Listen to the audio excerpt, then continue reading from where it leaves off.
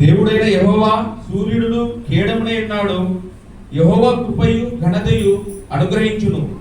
యథార్థంగా ప్రవర్తించు వారికి ఆయన ఏ మేలు చేయక మానడు. సైన్యములకు అధిపతి యెహోవా నీ యందు నమ్మకించువారు ధన్యులు.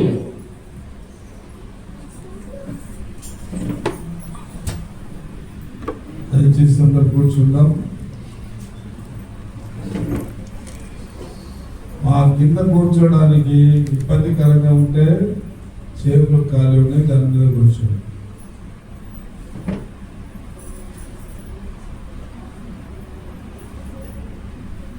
అందరూ కూడా ప్రార్థన పూర్వకంగా ఉందాం. మధ్యలో దేవకుమార్ వాక్యాన్ని మాకు వివరిస్తారు. అందరూ కూడా ప్రార్థన పూర్వకంగా దేవుని మాత్రం మాట్లాడుతారు.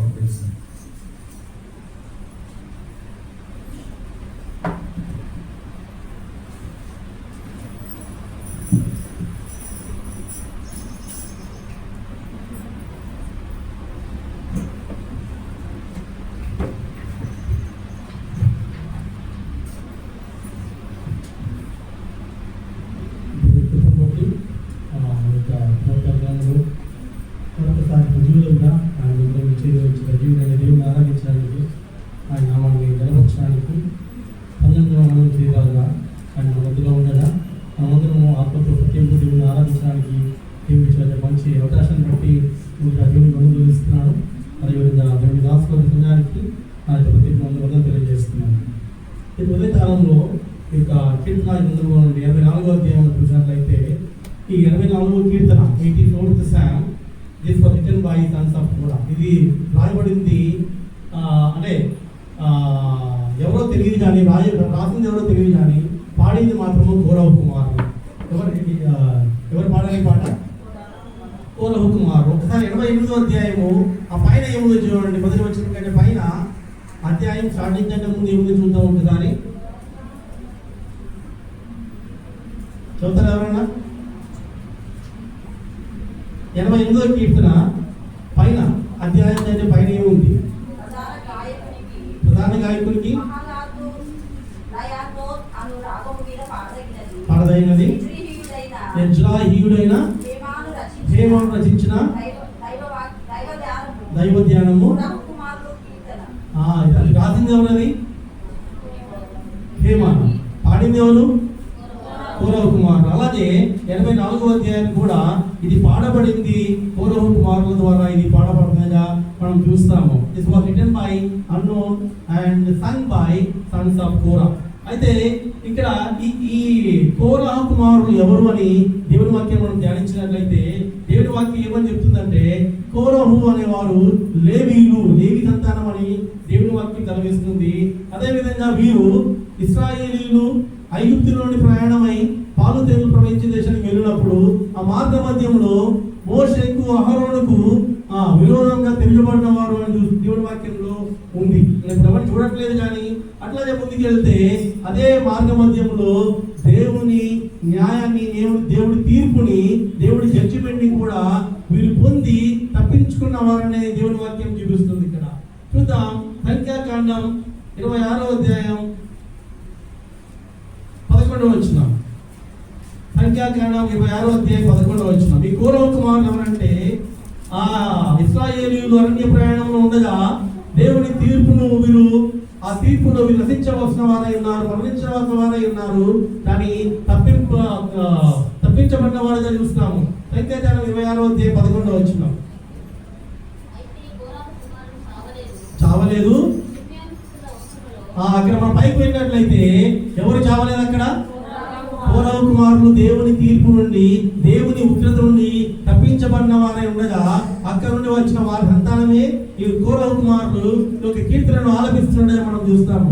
ఈ కోరహు కుమారులు దావీదు ద్వారా ప్రధాన గాయకులుగా ఆ యొక్క రాజ్యంలో వారు నియమించబడినట్లుగా మనం దేవుని వాక్యం చూస్తాం ఇక్కడ. అయితే వీరెవరు? కోరహు కుమారులు ఎవరంటే మొదటిగా మనం చూస్తాము వీరు గాయకులు. ఎవరు వీరు? వీరెవరు? కాయర్స్. వీరు గాయకులు. అది మొదటి దినవృత్తాంతంలో ఉంటుంది, మనం చూసే అవసరం లేదు ఇప్పుడు. తర్వాత రెండవదిగా కోరహు కుమారులు ఎవరు అంటే వీరు గేట్ కీపర్స్, ద్వారపాలకులు. వీరు ఎవరు? వీరు ద్వారపాలకులు. మూడవదిగా ఈ కౌరవ కుమారులు ఎవరంటే సముఖపు రొట్టెలు చేసేవారు. మీరెవరు? సముఖపు రొట్టెలు చేసేవారు. మొదటిగా మనం చూస్తున్నాము కౌరవ కుమారులు వీరు లేవి సంతానం వీరు. ఆ తర్వాత వీరు అహరోనుకి మోషేకి తెలియబడినవారు, దేవుని తీర్పు దేవుని ఉగ్రతను తప్పింపబడినవారు. అంత మాత్రమే కాకుండా వీరు గాయకులు, ద్వారపాలకులు. అంత మాత్రమే కాకుండా వీరు దేవుని సముఖపు రొట్టెలు చేసేవారు. వీరు అటువంటి కౌరవ కుమారులు ఈ యొక్క కీర్తనను ఆలపిస్తున్నట్టుగా మనం చూస్తాము. వారు ఆలపించిన విధానాన్ని మనము జ్ఞాపకం చేసినట్లయితే అక్కడ సెల అని 2 సార్లు రాయబడింది. గత వారం మనం గమనించాము. సెల అంటే పాస్, ఆగుము అని. అక్కడ ఆగి ఆయన మనం ధ్యానం చేసి దేవుని వాక్యాన్ని పొందుకొని పరిశుద్ధాత్మ ద్వారా ప్రేరేపించబడిన వాడై మిగిలిన వచ్చిన రాష్ట్రాలను మనం చూస్తాము. ఇప్పుడు మీరే డివైడ్ చేయండి. ఈ కీర్తనలను ఎన్ని భాగాలుగా డివైడ్ చేసుకోవచ్చు చెప్పండి. సెల 2 సార్లు ఉంది అంటే 3 సార్లు డివైడ్ చేసుకోవచ్చా? మొదటి సెల ఎప్పటి వరకు వచ్చింది చూడండి. అక్కడ 1 to మొదటి 4 వచనాలు ఏముంది అక్కడ? సెల ఉంది కదా, అది మొదటి భాగం. రెండో భాగం ఏంటి? 5 to 8, అది రెండో భాగం. మూడో భాగం ఏంటి? 9 to 12. అయితే మొదటి భాగంలో చాలా ప్రాముఖ్యమైన మాట ఒకటి చెప్తారా? కీవర్డ్ మందిరము, నివాసము, ఆశ. అక్కడేముంది? మందిరం పట్ల, నివాసం పట్ల మనకి ఏముండాలి? ఆశ. సో మొదటి 4 వచనం మనం ఏమని డివైడ్ చేసుకోవచ్చు అంటే ద డిజైర్. దేవుని మందిరం పట్ల, దేవుని నివాసం పట్ల, దేవుడి పట్ల, దేవుడి వాక్యం పట్ల మనకి ఎటువంటి ఆశ కలిగి ఉండాలో అక్కడ కీర్తనకారుడు మనతో మాట్లాడుతున్నాడు. The desire. మొదటి 4 వచనాల్లో మనకి ఏముండాలి? ఆశ. 5 నుండి 8 వచనాల్లో మనం చూసినట్లయితే వారి యాత్ర, ద జర్నీ, వారి యాత్రను మనం చూస్తాం. ఇశ్రాయేళ్ల యాత్రను మనం చూస్తాము. 9 నుండి 12 వరకు ది ప్రివిలేజ్, వారి ఆధిక్యతను మనం చూస్తాము. మొదటి 4 వచనాలు వారి ఆశ, 5 నుండి 8 వచనాలు వారి యాత్ర, 9 నుండి 12 వరకు వారి ఆధిక్యతను మనం చూస్తాం. ఇక్కడ ఇంకా మనం గమనించినట్లయితే అక్కడ ఇశ్రాయేలులోకి నివాసాలను మనం చూస్తాం కదా. వారికి ఇవ్వబడిన నివాసాలు ఎక్కడుంది చెప్పండి. ఇశ్రాయేలు అరణ్యంలో ఉండగా ప్రత్యక్ష గుడారం, టాబర్నకల్ అంటారు దాన్ని. ప్రత్యక్ష గుడారంలో దేవుడు దిగి వచ్చి వారితో సహవాసము, దేవుని సన్నిధి, దేవుని సహవాసం వారితో ఉండింది. ఆ తర్వాత యెరూషలేములో దేవుని సహవాసం, యెరూషలేము మందిరంలో దేవుని సన్నిధి ఉంచబడింది. ఈ రోజు ఏంటి? మనకి భౌతికమైన బిల్డింగ్ మనకు లేదు ఈ రోజు. ఎందుకు అంటే దేవుని వాక్యం ఏమని సెలవిస్తుందంటే యేసుక్రీస్తు వారు భూమి మీద ఉన్నప్పుడు అమ్మ ఒక రోజు వస్తుంది, యెరూషలేములో కాదు కానీ, ఈ కొండ మీద కాదు కానీ, ఎక్కడ మత్తయి 18:20 ఎక్కడ 2-3 నా నామమున ఉంటారో అక్కడ నేను వారి మధ్యన ఉంటానన్న దేవుడు ఈ రోజు మన మధ్యన ఉన్నాడు. మనం ఆయన ఆరాధిస్తున్నాం. చూసారా, దేవుని నివాసం ఎక్కడుంది? యెరూషలేములో లేదండి, ప్రత్యక్ష గుడారంలో లేదు. ఈ రోజు దేవుని నివాసం ఎక్కడుంది? ఈ రోజు ఎక్కడ 2-3 ఉంటే అక్కడ దేవుని నివాసము ఉంది. అయితే మనకి ఈ రోజు దేవుని నివాసం ఇక్కడ ఉంది కదా, మరి మనకి ఏముండాలని దేవుని వాక్యం తలపిస్తుంది? కీర్తనకారుడికి ఏముంది? ఆశ ఉంది. ఆశ ఎలా ప్రాణాన్ని ఆయన ఏం చేస్తాడు? తృప్తిపరుస్తాడు కదా. నీ మందిరం గురించి ఆసక్తి నన్ను భక్షించుచున్నది. భక్షించాలి మనల్ని. అంటే ఏమవ్వాలి? మనల్ని పడుకోనివ్వకూడదు, మనల్ని నిద్రపోనివ్వకూడదు, మనల్ని సమయం వ్యర్థం చేయకూడదు. దేవుని మందిరం పట్ల ఆసక్తి మనకు ఉండాలి, దేవుని పట్ల ఆశ మనకు ఉండాలి, దేవుని వాక్యం పట్ల ఆసక్తి మనకు ఉండాలి, ప్రార్థన పట్ల ఆశ మనకు ఉండాలి, దేవుని సన్నిధి పట్ల మనకు ఆశ ఉండాలి. ఎప్పుడైతే ఆశ ఉంటుందో, ఆశ లేకపోతే మేము చిన్నగా ఉన్నప్పుడు పాట వచ్చేది టీవీలో, చాక్లెట్ మీద చిన్ని ఆశ అని. చాక్లెట్ పేరు ఆశ, రైట్? చాలా పాపులర్ ఆ రోజుల్లో అది. ఈరోజు మనకి ఏముండాలి? చాక్లెట్కి ఆశ ఉంటే అది కాసేపు కింద 10 నిమిషాలు దాన్ని చేసి మన రోడ్లో నుండి వెళ్ళిపోతుంది.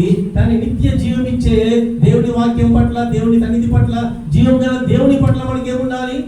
ఆశ ఉండాలి. ఆశ ఉండాలి అంటే మనకి ఈ ఆశ ప్రధానమైన కారణం ఏంటి అంటే హెబ్రీ 9:24 చూద్దాం. హెబ్రీ 9:24, హెబ్రీ పత్రిక 9వ అధ్యాయం 24 వచ్చిన. అది భూ సంబంధమైన, భౌతిక సంబంధమైన మందిరం మనకి ఈ లోకంలో లేదు.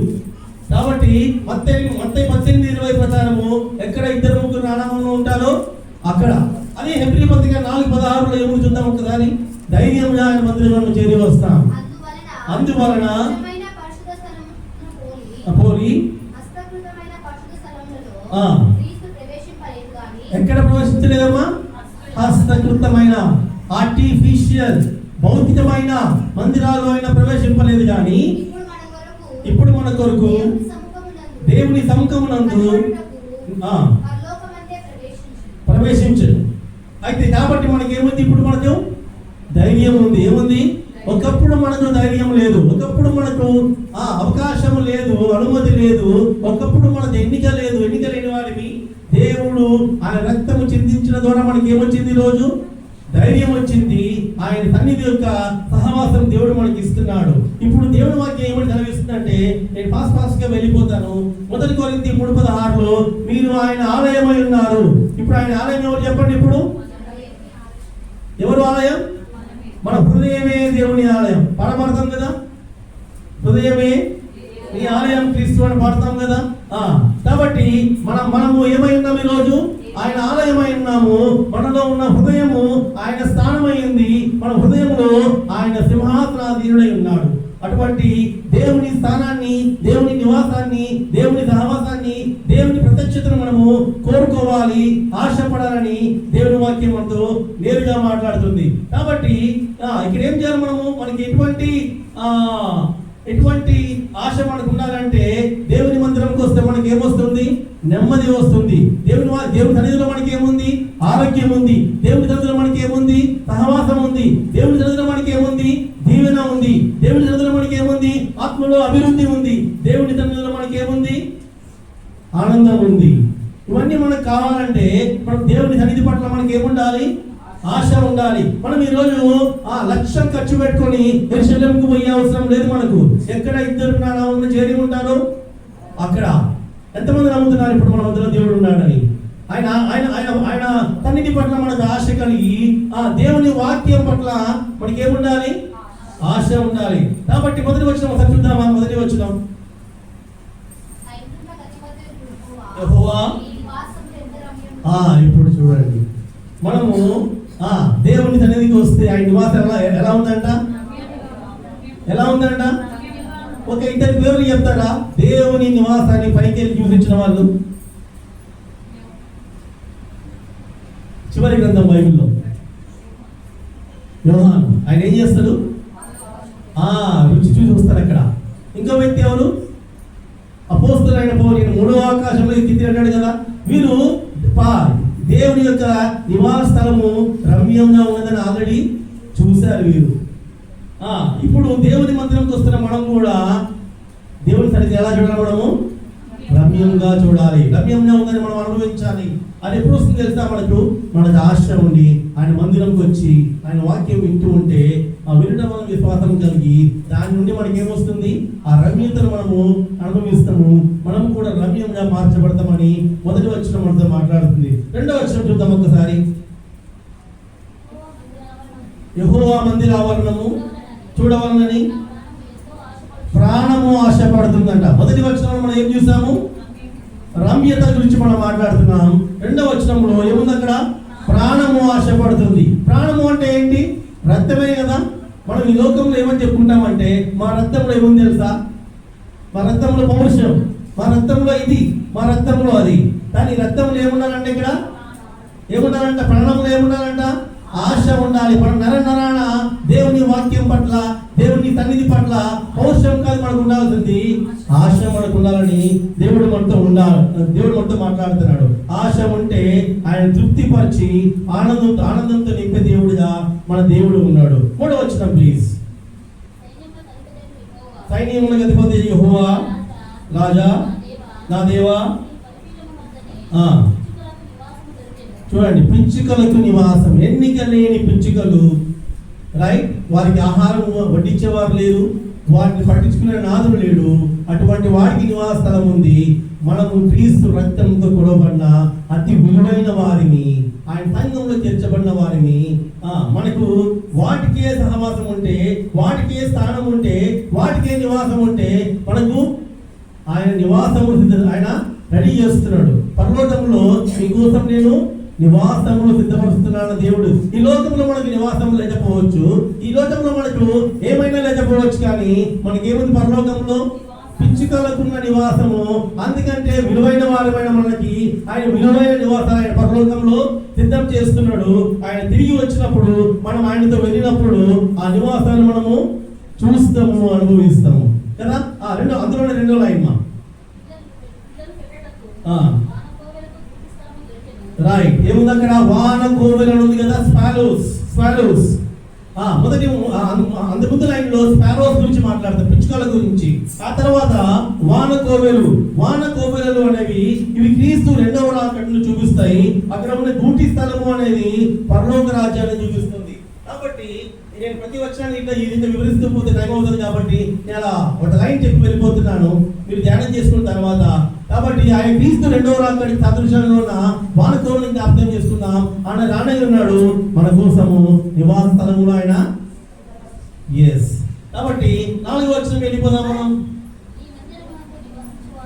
నీ మందిరంలో నివసించేవారు ధన్యులు. ఎక్కడ ఉండేవారు ధన్యులు అండి? మందిరంకి రాని వారికి ఏం లేదు? ధన్యత లేదు. మందిరంకి రాని వారికి ఏం లేదు? ధన్యత లేదు. మందిరంలో నివసించే వారికి ఏముంది?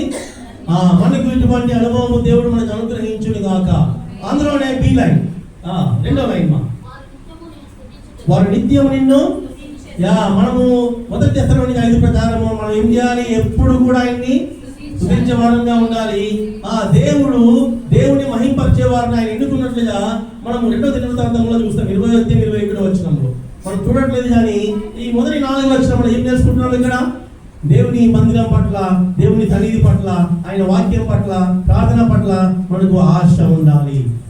ఆశ గల ప్రాణాన్ని ఆయన తృప్తిపరిచే దేవుడు. రెండవదిగా మనం చూద్దాం 5-8 వచనాలకు వారి యాత్ర. వారి యాత్రలో చూడండి 5వ వచనం ప్లీజ్.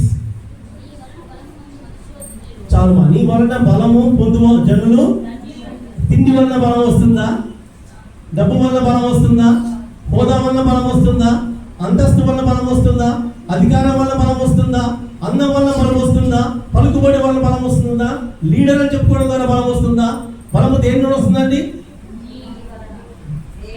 దేవుని నుండి. ఈ లోకంలో బిల్డింగ్ ఉండొచ్చు, ఇంటి ముందు కారు ఉండొచ్చు, ఆ ఇంట్లో ఒక ఉయ్యాలు ఉండొచ్చు, ఇంకేమైనా ఉండొచ్చు, వాటి వలన బలము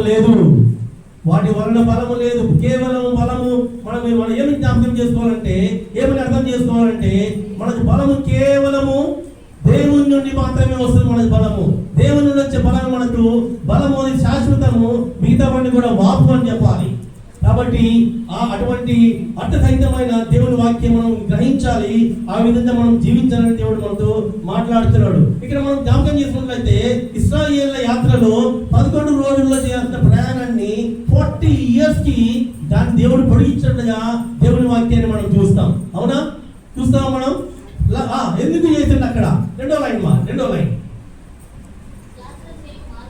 యాత్ర చేయ మార్గంలో దేవుని వాక్యం తప్పుంది. ఇది అతి ప్రియములు అంటాడేంటి? వారికి నీరు లేదు, ఆహారం లేదు, వెంట శత్రువులు, ముందు సముద్రం, ఇవన్నీ వారు అనుభవిస్తూ పోతుండగా ఏమన్నాడు అక్కడ? యాత్ర చేయ మార్గంలో వారికి ప్రియములా? ఎస్, ప్రియంగా మార్చబడి. చూడండి కిందికి 4వ వచనంకి.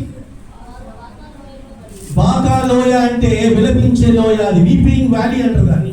బాకా లోయలో ఏముంది? విలాపం ఉంది, ఏడుపు ఉంది. కిందికి రండి మాట్లాడే.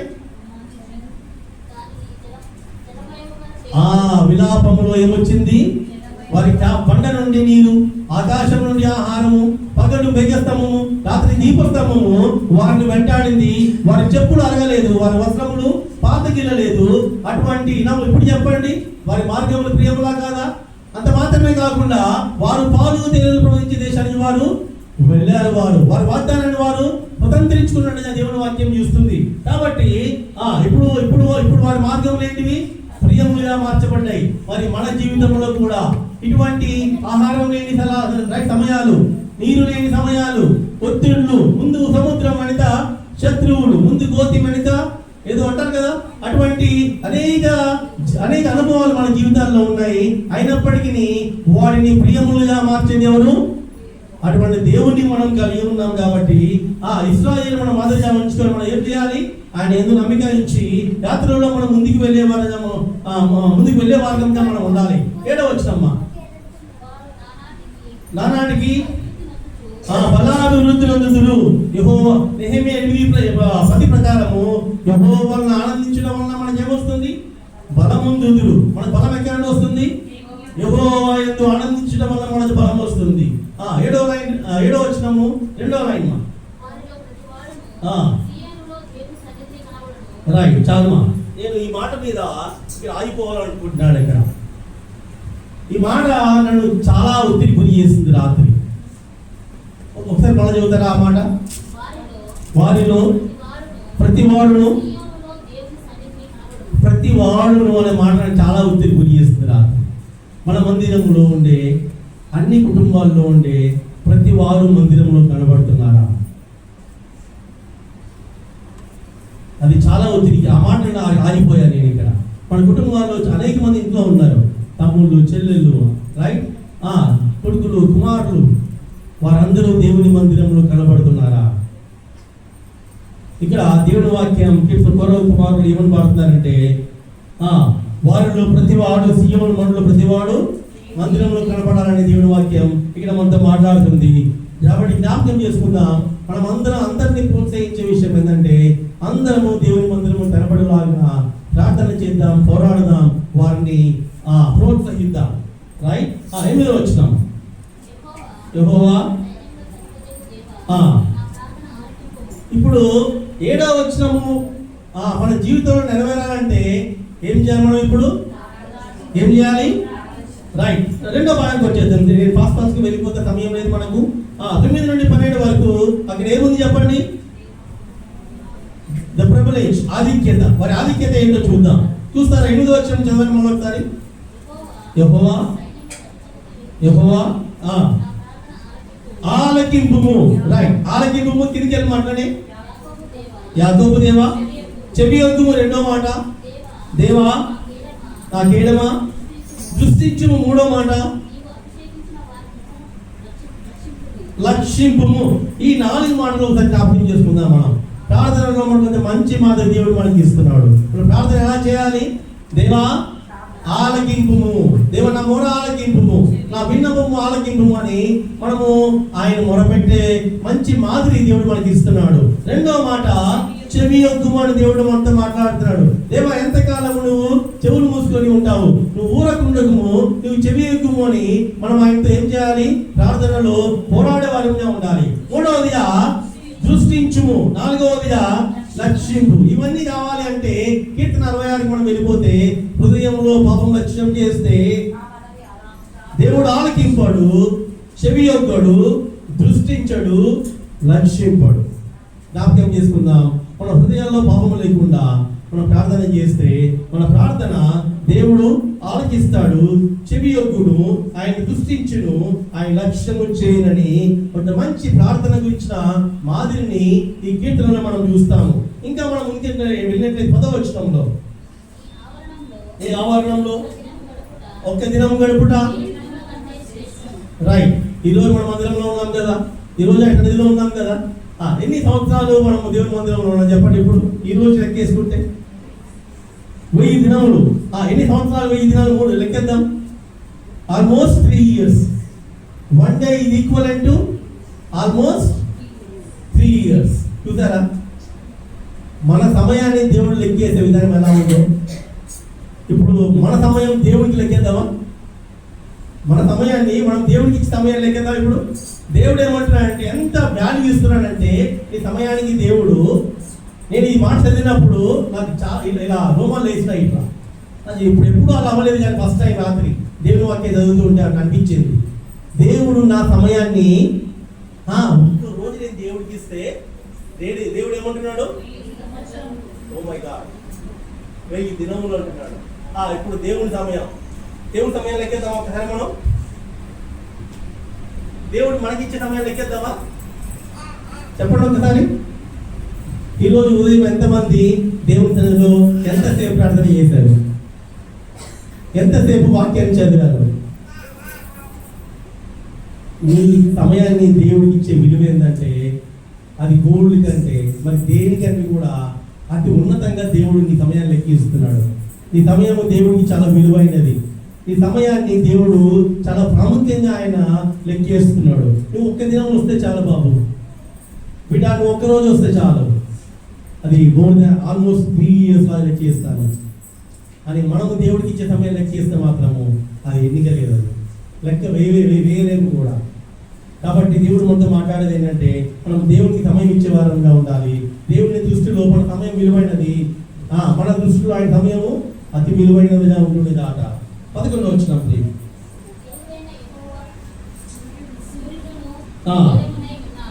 మన సూర్యుడు ఎవరమ్మా? మనకు వెలుగు ఎక్కడ నుండి వస్తుంది? చూద్దాం. కీర్తన 27వ అధ్యాయం మొదటి వచనం. కీర్తన 27 మొదటి వచనం. యెహోవా ఎవరు వెలుగు మనకు? మనకు వెలుగు ఎవరు? యెహోవాయే మనకు వెలుగు. కీర్తన 36వ అధ్యాయం 9వ వచనం. కీర్తన 36:9. నీ యొద్ద జీవపు ఊట కలదు, నీ వెలుగును పొందియే మనం వెలుగుచున్నాం. మనం యోహాను 8:12. యోహాను 8:12. యోహాను సువార్త 8వ అధ్యాయం 12వ వచనం. మరలా యేసు నేను లోకములకు వెలుగును, చీకటిలో నడవక. రైట్. ఈ ఉదయకాలంలో దేవుడు మనతో మాట్లాడేది ఏంటంటే నేను వెలుగై ఉన్నాను, ఆ వెలుగును పరలోకమును భూలోకం దిగి వచ్చి మీకోసమై రైట్ 2000 years ago యెరూషలేములో జన్మించి బెత్లెహేములో జన్మించి 30 సంవత్సరాలు ఆయన జీవించి చివరి 3.5 సంవత్సరాలు 33.5 years ఆయన సేవ చేసి చివరి 3 దినాలు ఆయన శ్రమ అనుభవించి సమాధి చేయబడి తిరిగి లేచి ఆయన పరలోకానికి వెళ్ళినట్లుగా మనం చూస్తాము. ఆయన కార్చిన రక్తంలో మనకేమొచ్చింది? వారు ఆయన తట్టి చూడగా వారికి వెలుగు కలిగినని దేవుని వాక్యం చూపిస్తుంది. మనకు వెలుగు రావాలి అంటే ఏం చేయాలి? మనం వెలుగులో ఉన్న వారిని, మన దేవుడు వెలుగు ఉన్నాడు కాబట్టి ఆయన చూడగా మనకు వెలుగు కలిగింది. మన ఏఆర్ శ్రీవెంకటన్ అన్న ఆయన తన ఎప్పుడు ఏం చెప్తుంటాడంటే మీటింగ్స్ లో, క్రైస్తవులకు రంగు లేదు కానీ కళ ఉంది మొహం మీద అంటాడు ఆయన. రైట్. సో దేవుని బిడ్డలు మనం ఏ రంగులో ఉన్నా రైట్ మనకేముంది? మనము వెలుగును కలిగి ఉన్నాం. వెలుగైన దేవుణ్ణి మనము అనుసరిస్తున్నాం. ఆ వెలుగులో మనం జీవించాలని దేవుడు మనం ప్రోత్సహిస్తున్నాడు. ఈ ఉదయకాలంలో ఇంకా ఎవరైనా ఆ వెలుగును పొందక వెలుగుకు దూరంగా చీకట్లో ఉన్న వారితో దేవుడు మాట్లాడుతున్నాడు. నీకోసమే ఆయన పరలోకానికి వచ్చి మరణించి సమాధి చేయబడి తిరిగి లేచి ఆయన కార్చిన రక్తంలో నీ పాపాలు కడిగి నేను పరిశుద్ధుడిగా మార్చాలి, నీతిమంతుడిగా మార్చాలి, పరలోకానికి తీసుకుపోయి రాజుని యాజక సమూహం కూర్చోబెట్టాలని ఆయన ఆశ కలిగి ఉన్నాడు. కాబట్టి ఇకనైనా దేవుని వైపు రావాలి, చీకట్లో నుండి వెలుగులోకి దాటాలని దేవుడు మనతో మాట్లాడుతున్నాడు. ఇప్పుడు మనకు ధన్యత కావాలి, ఆనందం కావాలి, బలం కావాలి. కీర్తనాల్లో మనం గమనించినట్లయితే ఏమున్నాయి? ఈ 3 ఉన్నాయా లేవా? మొదటి వచనం ధన్యత, ఆనందం ఉంది, బలం ఉంది. ఈ 3 కావాలంటే లాస్ట్ లైన్ ప్లీజ్, చివరి వచనం. యెహోవా ఏం చేయాలి? మనము ఈ 3 మనకు కావాలి. ధన్యత కావాలి, బలం కావాలి, ఆనందం కావాలంటే మనం ఏం చేయాలి? నమ్మిక ఉంచాలి. ఇంకా పైకి వెళ్తే ఏం చేయాలి? ఆలకించలాగిన, చెవియోగులాగిన, దృష్టించలాగిన, లక్ష్య పెట్టలాగిన మనం ఏం చేయాలి? ప్రార్థన చేయాలి. మొదటి వచనంకి వెళ్తే మనకి ఏముండాలి? ఆశ ఉండాలి. ఇవి ఉంటే మనకి ఏమొస్తాయి?